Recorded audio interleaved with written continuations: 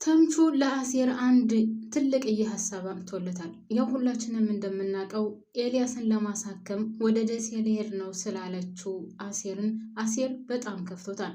ልክ ኤልያስ ሲያደርገው እንደነበረው ከተማው ገና ካሁኑ ባዶ ሆነብኝ፣ ላብድ ነው መሰለኝ እያለ ለተምቹ እየነገረው ነበር። ይህን ጊዜ ተምቹ አልፎ መቀመጥ አልፈለገም። ከዚህ በፊትም በሀና በጣም እየተጎዳ እንደነበረ እና እንዴት የራስህን አሳልፈ ትሰጣለህ እያለው ስለነበረ አሁንም ወንድሜ እንደዚህ ጨልሎ ማየት አልፈልግም ብሎ የሆነ ትልቅ ሀሳብ መጥቶለታል። እሱም ለምን ሀናን አንጠልፋትም ነው። ሀናን እውነት አሴርና ተምቹ ይጠልፏት ይሆን? ቢጠልፏትስ ምን ይፈጠራል? ቤተሰብ እስኪ ሀሳብ አስተያየታችሁን አስቀምጡልኝ። ሰላም የኔ ምርጦች እንዴት ናችሁልኝ? ሰላም ናችሁኝ? በያላችሁበት ሰላማችሁ በዘዘት ተረፍረፍ ይበልልኝ። ለቻናሌ አዲስ ከሆናችሁ ፕሊዝ ውድ ቤተሰቦች ላይክ እና ሰብስክራይብ እያደረጋችሁ ቤተሰብ ሆኖ ነባር ቤተሰቦች ደግሞ ላይክ ማድረጋችሁን አትርሱ። ዛሬ ሀሳባችሁን እፈልጋለሁ። አሴር ሀኒቾን ቢጠልፋት፣ አሴር እና ተምቹ አንድ ላይ ሆነው ሀናን ቢጠልፏት ሀና ለቤተሰቦቿ አሴርን አሳልፋ ትሰጠዋለች ወይስ ደግሞ ምን ታደርጋለች? ራሴ ወድጄ ፈቅጄ ነው የሄድኩት ትላለች ወይስ ቤተሰቦቿ እንደዛ እየፈለጉ በስንት መከራ ካገኟት በኋላ አሴርን አሳልፋ ትሰጣለች? እኔ በበኩሌ አሴርን አሳልፋ የምትሰጠዋን አይመስለኝም። ከማንም በላይ እውነት ለመናገር አሴርን ትወደዋለች፣ ታከብረዋለች። ካያችሁ እስካሁን ድረስ በመጣንበት እስካሁን ድረስ በተከታተልነው ለእያንዳንዷ ክፍል በከፋትና የሆነ ነገር ማማከር በምትፈልግበት ሰዓት ቀጥታ ወደ አሴር ነው የምትሄደው። ከኤልያስም ከእዝራም በላይ አሴርን ትወደዋለች፣ ታከብረዋለች። ስለዚህ ይሄ ተምቹ ያመጣው ሀሳብ እንደ ማለቴ የመሆኑ እድሉ ማለቴ የመከሰቱ እድል ጠባብ ቢሆንም ነገር ግን እንደሆነም በለና ቢሆን ቢጠልፏት ምንም ነገር አታደርግም። ምናልባት ለጊዜው ልትናደድበት ትችላለች ለሱ። ነገር ግን በጭራሽ ለቤተሰቦቿ አሳልፋ ትሰጠዋለች ብዬ በጭራሽ እኔ አልጠራጠርም። ሌላው ውድ ቤተሰቦች እንግዲህ ኤልያስ በጣም ተደስቷል። ወደ ደሴ ይዛው እንደምትሄድ ነው የሚያውቀው። ነገር ግን እዚህ ላይ ኑሐሚን ድራማን ካያችሁ ውድ ቤተሰቦች ኤርሚያስ በሆነች ሴት ተጎድቶ ከዛ በኋላ ሴቶቹን ሁሉ እንዳለ እየጎዳቸው ነው ያለው። አሁንም የሀና እንደዛ ይመስለኛል እዚህ ድራማ ላይ ሳየው። ምክንያቱም 3 ወንዶች በእሷ እየተሰቃዩ ነው ያሉት። አሁን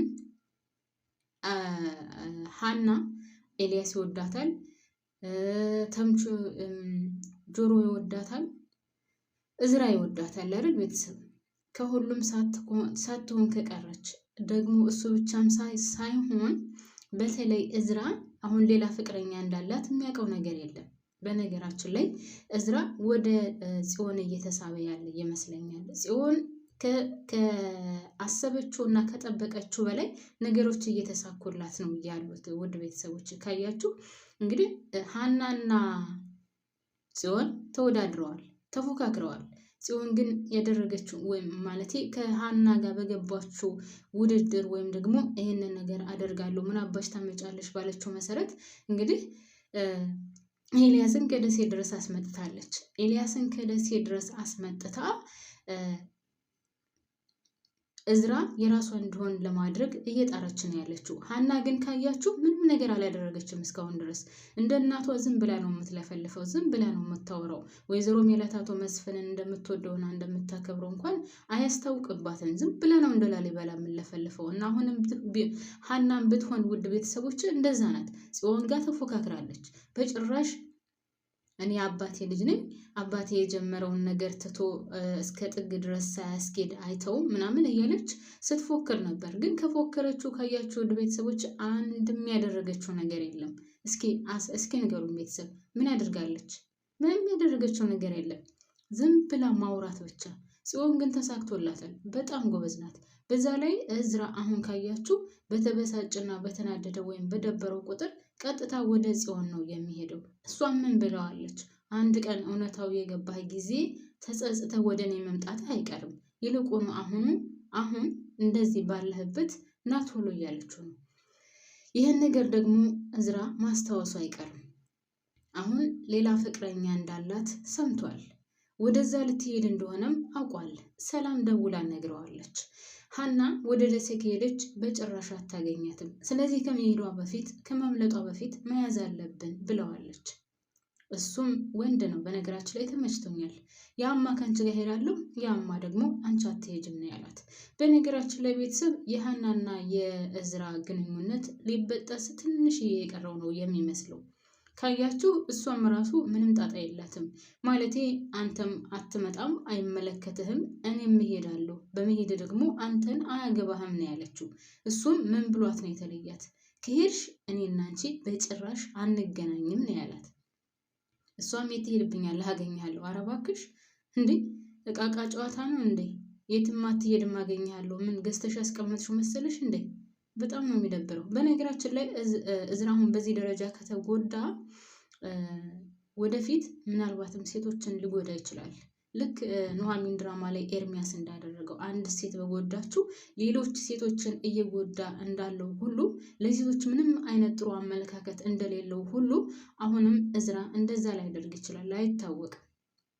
ምክንያቱም ሁለት የሚወዳትና የሚያፈቅራት ሰው እያለ እነሱን ትታ ከሱ ጋር በመሆኗ አስባችሁታል? በጣም ነው የሚናደደው። እሱ ደግሞ የሚያውቀው ነገር የለም። ሀናን በጣም ይወዳታል፣ ያፈቅራታል። ሲቀርባት ምንም የሚያውቀው ነገር የለም። ሲቀጥል እሷ ምንም ነገር አልነገረችውም። ለምታደርጋቸው ነገሮች ሁሉንም ነገር ደብቃ ነው። ብታስረዳውና ብትነግረው እኮ መልካም ነው። አንድ ሰው ፍቅረኛ ከተባለ ታዲያ ምኑ ላይ ነው ፍቅረኛነቱ? ማለቴ አብሮ የመቀጠሉና አብሮነቱ ምኑ ላይ ነው? የተፈጠረውን ነገርና የሚከሰተውን ነገር አብሮ የማያወሩ ከሆነ ለማንኛውም የእዝራና የሀና ግንኙነት ሳይበጠስ አይቀርም። በዛ ላይ ደግሞ ትልቅ ችግር የሚፈጠረው ምን እንደው ታውቃላችሁ? አሁን ውድ ቤተሰቦች እንግዲህ ሀና ኤልያስን ወደ ደሴ ይዛ እንደምትሄድ ለእዝራ ደውላ የነገረችው ሰላምዬ ናት። ይህንን ነገር ደግሞ ሀና ብትሰማ በሰላምና በሀና መካከል ውጥንቅጡ የጠፋ ጸብ ነው የሚፈጠረው። ሲጀመር ቤቱ በአንድ እግሩ ቆሟል። አሁንም ሀናና ሰላም ከተጣሉ አስባችሁታል ምን እንደሚፈጠር? ለምን ተናገርሽ? ኤልያስን ደሴ ወስጄ እንዳላሳክመው ፈልገሽ ነው የምትለው። አሁን ሀና ያሰበችው ኤልያስን ደሴ ወስዳ ጸበል አስገብታ አሳክመው ምናምን ለመመለስ ነው። ግን እዛ ቦታ ላይ ቤተሰብ እንደው ይበል ይበል ብለውት ማለት ነው ሰው እንዳደርግ ገፋፍቶት ሀናን ቢጠልፋትስ? ያው ጠልፎት አይቀርም፣ ግን ቢጠልፋትስ? ጠልፎ ሌላ ቦታ ቢወስዳትስ? ምን አቅም አላት? አቅም የላትም ማለት ቤተሰብ። አሁን ከኤልያስ ጋር ለመሄድ ፈልጋለች። ኤልያስ በጣም ደስተኛ ነው። እሺ ብሎ ይዟት ይሄዳል። እንደዚህ ከገባች በኋላ የሆነ ቦታ ይዟት ሄዶ ቁጭ ብል ምን አባቷ ታመጣለች? ምንም አታመጣም። እና ሀና እየሄደችበት ያለው መንገድ በጭራሽ ልክ አይደለም። ለማንኛውም አሁን ወደ ሀናና ወደ ሰላም ስመለስ ይህንን ነገር እሷን አደውላ እየነገረችን ብሎ ኤልያስ ማለት እዝራ ለሰላም ቢነግራት ሁለታቸው የለየለት ጸብ ውስጥ ይገባሉ። ሀናና ሰላም በጣም ይጣላሉ። ሰላምዬ እንድትሄድባት ስላልፈለገች ነው። ነገር ግን ደግሞ ለምን ለእዝራ ተናገርሽ ብላ ሁለታቸው ይጣላሉ። ሁለታቸው ሲጣሉ ደግሞ እንግዲህ ሰላምም ቀላል አይደለችም። እንግዲህ ይህንን ነገርም በጭራሽ እንድትሄድባት ያልፈለገችው ነገር እሷ በጠፋችበት ሰዓት 16 ዓመት ሙሉ እኔ ነኝ ስሰቃይ የቆየሁት። ስለዚህ አሁን ደግሞ ድጋሚ ጠፍታ ቀሪ ህይወቴን አልሰቃይም፣ ስለዚህ መሄድ የለባትም ብላ ስለወሰነች ያው ስለ መልካም አስባ ነው። ደግሞ አሁን ሀና በዚህ በመልካም አታየውም። ኤልያስን ወስጄ እንዳላሳክመው ፈልገሽ ነው ይህንን ነገር ያደረግሽው ብላ ከሷ ጋር ግብ ግብ ይገጥማሉ ማለት ነው። ያም ሆነ የተሳካለት ማን ነው ካላችሁ ጽዮን ተሳክቶላታል። ጽዮን እቅዷና ሀሳቧ በምትፈልገው መንገድ እየሄደላት ነው። ሀና ግን የዛተችውን የተፎካከረችውን ወይም የተናገረቻትን ቃላት አንድም አልኖረችም። ካያችሁ ወሬ ብቻ ማውራት ብቻ፣ ትርጉም የለም። ባዶ ሀና ባዶ ናት። ወሬ ብቻ መፎከር ብቻ የእናቷ ልጅ። እውነት በጣም ውስብስብ እያለ ነው በነገራችን ላይ ድራማው። አሁን አሴር ሀናን አሁን በጣም ወዷ ከአዲስ አበባ እንድትወጣ አይፈልግም። በጣም እየተሰማው ነው። በአንቺ እየሞትኩ በየቀኑ በአንቺ እየሞትኩ እንደሆነ ብታውቂ መልካም ነበር እያለ ነው። እሷ ግን ምንም እንደ አዲስ ነገር እንደ የዋህ እንደ ጅል ምንም እንደማያውቅ የሆነች ነው ያለችው። እና ብቻ የሆነ ግራ የሚያጋባ ነው ቤተሰቦች። ለማንኛውም እኔ እዚህ ላይ አበቃለሁ። ሀሳብ አስተያየታችሁን እንድታካፍሉኝ። እንግዲህ የወይዘሮ ሜላትና የአቶ መስፍንን ደግሞ በሚቀጥለው ይዘን እንመጣለን ማለት ነው። የኔ ማሮች የኔ ፍቅሮች ወዳችኋለሁ፣ አከብራችኋለሁ። ፈጣሪ በያላችሁበት ይጠብቃችሁ። እኔንም ስለምታበረታቱኝ ቴንኪው ሶ ማች አመሰግናለሁ።